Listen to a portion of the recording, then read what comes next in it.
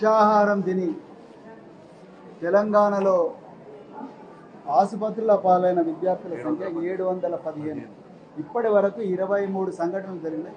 దయచేసి ఇది మీడియా వాళ్ళకు మరి అందజేస్తున్నా. దయచేసి దీని గురించి తల్లిదండ్రుల లోపల మరి దీనికి అవేర్నెస్ రావాలి. ప్రభుత్వం మనం మంచిగా పిల్లలు బతుకుతారు, బాగా చదువుకుంటారు, వాళ్ళ భవిష్యత్తు బాగుంటుందని పంపిస్తే ఇలా విషాహారం సంఘటన వల్ల వాటి బారిన పడ్డ విద్యార్థుల సంఖ్య 715, 23 సంఘటనలు జరిగాయి. అది మీడియా వాళ్ళకు దయచేసి రిలీజ్ చేస్తున్నా, మీరు కాపీలు తీసుకోండి. తెలంగాణ ఆవిర్భావానికి మూల కారకులు, అదేవిధంగా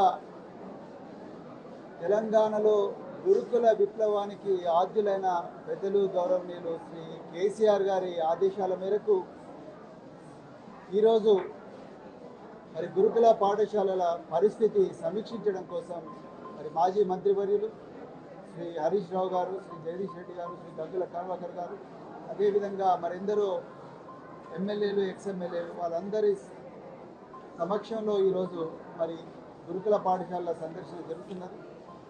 మరి ఈరోజు తెలంగాణ ప్రజలందరికీ కూడా తెలవాలి, మరి కేసీఆర్ గారు గురుకుల విప్లవానికి మరి శ్రీకారం చుట్టి తెలంగాణను గురుకుల పాఠశాలల్లో దేశంలోనే నెంబర్ 1గా చేస్తే ఈరోజు కాంగ్రెస్ ప్రభుత్వం ప్రజాపాలన అని చెప్పి ప్రజల మీద ప్రతీకారం తీసుకునే పాలనకు మరి శ్రీకారం చుట్టింది. గత 9 నెలలుగా గురుకుల పాఠశాలలను పట్టించుకున్న నాదులు లేరు. ఒకవైపు కేసీఆర్ గారి పాలనలోనేమో ప్రపంచ స్థాయికి పోయి ఈరోజు ప్రపంచంలో నెంబర్ 1 యూనివర్సిటీ అయిన హార్వర్డ్ యూనివర్సిటీలో, ఏ యూనివర్సిటీలో అయితే బారక్ ఒబామా, బిల్ గేట్స్ ఇట్లాంటి గొప్ప గొప్ప వ్యక్తులు చదివిన యూనివర్సిటీలో తెలంగాణ గురుకులాలు కేసీఆర్ గారి దార్శనికత మీద ఈరోజు చర్చ జరుగుతున్నదో ఆ గురుకులాలను కక్షతోని ఈరోజు అదో స్థాయికి తీసుకొచ్చే ప్రయత్నం ఇలా రేవంత్ రెడ్డి ప్రభుత్వం చేస్తున్నది ముమ్మాటి కూడా వాస్తవం. నిన్ననే మరి మా మాజీ మంత్రులు హరీష్ రావు గారు, అదేవిధంగా సవితా ఇంద్రారెడ్డి గారు నిన్న మరి శంషాబాద్ దగ్గర ఉండే పాల్మాకుల గురుకుల పాఠశాలల్లో అమ్మాయిల పరిస్థితి చాలా దయనీయంగా ఉందని అక్కడ కూడా విజిట్ చేయడం జరిగింది.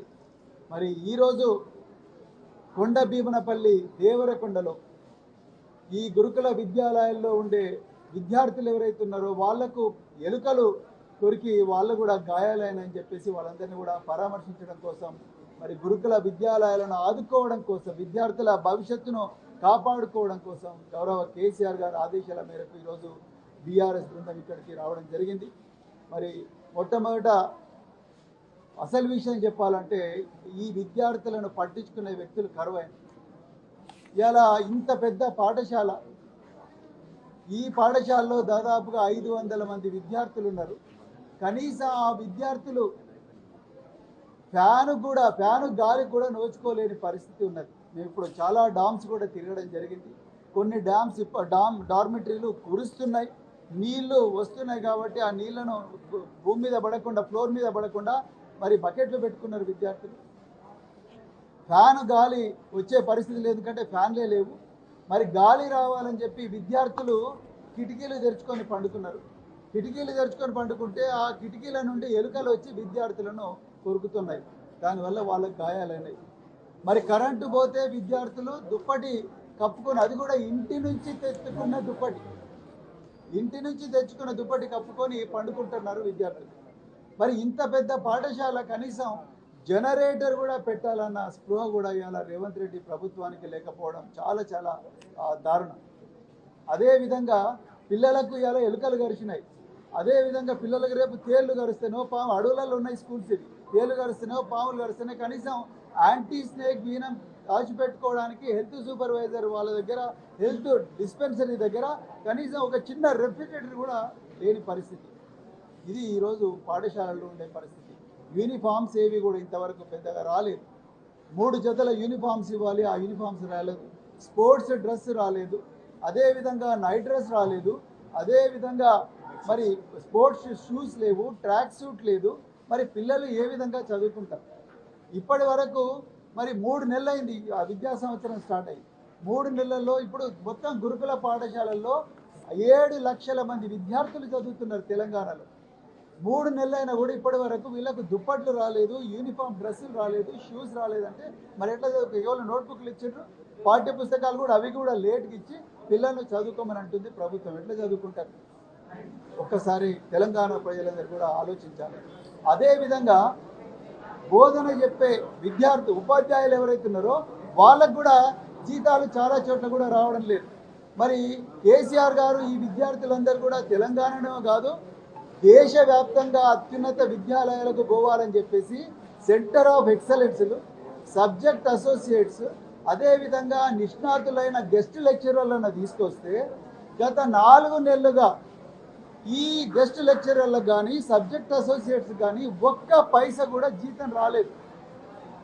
మరి ఎక్కడ ఇది ప్రజాపాలన అవుతుంది? రేవంత్ రెడ్డి గారు ఎక్కడ పోతున్నాయి డబ్బులు? మల్లు బట్టి విక్రమార్క గారు, మీరు వేల కోట్ల రూపాయలు పన్నులు వసూలు చేస్తున్నారు, మరి రకరకాల ట్యాక్సులు వసూలు చేస్తున్నారు. ఈ ట్యాక్సుల నుంచి వచ్చిన డబ్బులు ఈ పిల్లల కోసం పెట్టకపోతే, ఈ పిల్లల చదువు చెప్పే ఉపాధ్యాయుల కోసం పెట్టకపోతే ఎట్లా?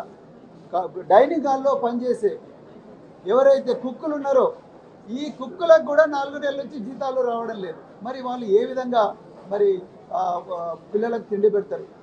ఈ బిల్డింగ్లలో కనీసం దోమలు రాకుండా ఈ దోమ తెరలు కానీ లేకపోతే కిటికీలకు మెష్ పెట్టాలంటే ఆ ఓనర్, బిల్డింగ్ ఓనర్ అడుగుతున్నాడు, మాకు రెంట్ రావడం లేదు, కరెంటు బిల్లు క్లియర్ చేయడం లేదు, రెంటులు క్లియర్ చేయడం లేదు. మరి ఏడుకెళ్ళి వీళ్ళకు ఉపాధ్యాయులకు విద్యార్థులకు సౌకర్యాలు జరుగుతాయి? ఇలా మేము మొన్న చెప్పినట్టుగా జైళ్ళల్లో ఉండే ఖైదీలకు రోజుకు 83 రూపాయలు ఖర్చు చేస్తే ఈ దేశానికి భవిష్యత్తు అయిన విద్యార్థులు వాళ్ళ కోసం తెలంగాణ ప్రభుత్వం కేవలం 36 రూపాయల 75 పైసలు మాత్రమే ఖర్చు చేస్తున్నారు. 2017లో ఒక లీటర్ వంట నూనె 63 రూపాయలు అయితే ఈరోజు 133 రూపాయలు అయింది. అంటే 100% పెరిగింది దాదాపుగా. కానీ మెస్ ఛార్జీలు కూడా పెంచాలిగా మరి రేవంత్ రెడ్డి గారు. ప్రజాపాలన, సంక్షేమ పాలన, మరి తెలంగాణను ఆదర్శంగా నిలుపుతామని మరి మీరు గారడీలు చేస్తున్నారు ఆ రోజు. మరి ఎందుకు మెస్ ఛార్జీలు పెంచడం లేదు? ఖైదీల కన్నా ఘోరం ఆ పిల్లలు. నేరాలు చేసిన ఖైదీలకేమో 83 రూపాయలు ఇస్తున్నారు, పిల్లలకేమో 36 రూపాయలే ఇస్తున్నారు. 36 రూపాయలతో ఏమైతే అందులో 6 రూపాయలు మరి గ్యాస్కు పోతుంది, కుకింగ్కు పోతుంది. మరి 32 రూపాయలు ఎక్కడ పెడతారు? 4 సార్లు కేసీఆర్ గారు ఉన్నప్పుడు 4 సార్లు చికెను, 2 సార్లు మటను, నెయ్యి, తర్వాత రాగి మాల్ట్, తర్వాత పాలు ఇవన్నీ ఇచ్చేవాళ్ళు. ఇవాళ చికెన్లు, మటన్లు 2-3 సార్లు ఇస్తే కూడా గ్రేట్. అప్పుడు వారానికి 5 రోజులు గుడ్లు ఇచ్చేవాళ్ళు. ఇప్పుడు 3 గుడ్లు కూడా ఇచ్చే పరిస్థితి లేదు. చాలా చోట్ల ఇంటర్మీడియట్లో విద్యార్థులు ఉన్నారు కానీ ఉపాధ్యాయులు లేరు. ఇంకా కొన్ని చోట్ల ఉపాధ్యాయులు ఉన్నారు, కొన్ని చోట్ల విద్యార్థులను రానివ్వడం లేదు. ఇలా 25 సంఘటనలు, విషాహారం సంఘటనలు జరిగినాయి. 714 మంది పిల్లలు 714 మంది పిల్లలు విషాహారం బారిన పడ్డారు. అంటే మీరు ఒకసారి అర్థం చేసుకోండి, తెలంగాణలో పిల్లలను బాగా చదివించాలని, వాళ్ళను గొప్పగా తయారు చేయాలని తిండి లేని తల్లిదండ్రులు దిక్కుతోచని స్థితిలో వాళ్ళను గురుకుల పాఠశాలకు పంపిస్తే ఇలా వాళ్ళు విషాహారం తిని తిరిగే పరిస్థితి ఇలా తెలంగాణలో వచ్చింది. ఇవాళ తెలంగాణ ప్రభుత్వానికి ఏమాత్రం కూడా శ్రద్ధ లేదు. ఇవాళ చూడండి, బీసీ వెల్ఫేర్, మన ఎస్సీ వెల్ఫేర్కు శాఖ మంత్రి లేరు, గిరిజన శాఖకు, సంక్షేమ శాఖకు మంత్రి లేరు, మైనారిటీ శాఖకు మంత్రి లేరు, విద్యాశాఖకు మంత్రి లేరు. గురుకులాలన్నీ మరి వీళ్ళ కిందనే ఉన్నాయి. విద్యాలయాలు ఎక్కడ? దాదాపు 1400 స్కూల్స్ క్లోజ్ అయినాయి. మరి ముఖ్యమంత్రి గారికి ఏమన్నా సోయున్నదా? 1400 స్కూల్స్ క్లోజ్ అయినాయి. అదేవిధంగా ఏ శాఖ మంత్రి లేరు. ఇక్కడ ఉపాధ్యాయులకు కానీ లేకపోతే విద్యార్థులకు ఏమన్నా సమస్యలు ఉంటే ఆ సమస్యలు ఎవరికి చెప్పుకోవాలో తెలుస్తలేదు. ప్రతి సొసైటీకి కూడా ఒక బోర్డు ఉంటుంది. ఆ బోర్డుకు ఒక మినిస్టర్ చైర్మన్గా ఉంటారు. మరి చైర్మన్ అయ్యే మినిస్టరే లేనప్పుడు మరి ఎక్కడ చూస్తారు? ముఖ్యమంత్రి గారు ఎవరిని దగ్గరికి రానివ్వడం లేదు. ఆయన హైదరాబాద్ నుంచి ఢిల్లీ, ఢిల్లీ నుంచి హైదరాబాద్, మళ్ళీ హైదరాబాద్ నుంచి ఢిల్లీ, ఢిల్లీ నుంచి హైదరాబాద్, దానికే టైం అంతా స్వేచ్ఛిస్తున్నారు. మరి పిల్లల బతుకులు ఎవరు చూడాలి? దాదాపు లక్షలాది మంది పిల్లలు ఉన్నారు. సో అందుకొరకు గురుకుల పాఠశాల పరిస్థితి చాలా దయనీయంగా ఉన్నది.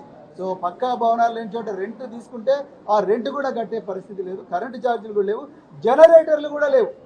కరెంటు కోతలు విపరీతంగా ఉన్నాయి. జనరేటర్లు లేకపోతే పిల్లలు ఎట్లా చదువుకుంటారు? ఆ దోమల బారిన పడ్డ పిల్లలు ఎట్లా బతుకుతారు? ఇప్పుడు విష జ్వరాల సీజన్, మరి వాళ్ళ పరిస్థితి ఏం కావాలి? ఇలా కేసీఆర్ గారు ముఖ్యమంత్రిగా ఉన్నప్పుడు ప్రత్యేకించి డైరెక్టర్ ఆఫ్ మెడికల్ ఎడ్యుకేషన్కు ప్రత్యేకంగా సర్క్యులర్ నెంబర్ 2లో ఒక ఆర్డర్ ఇచ్చిండు.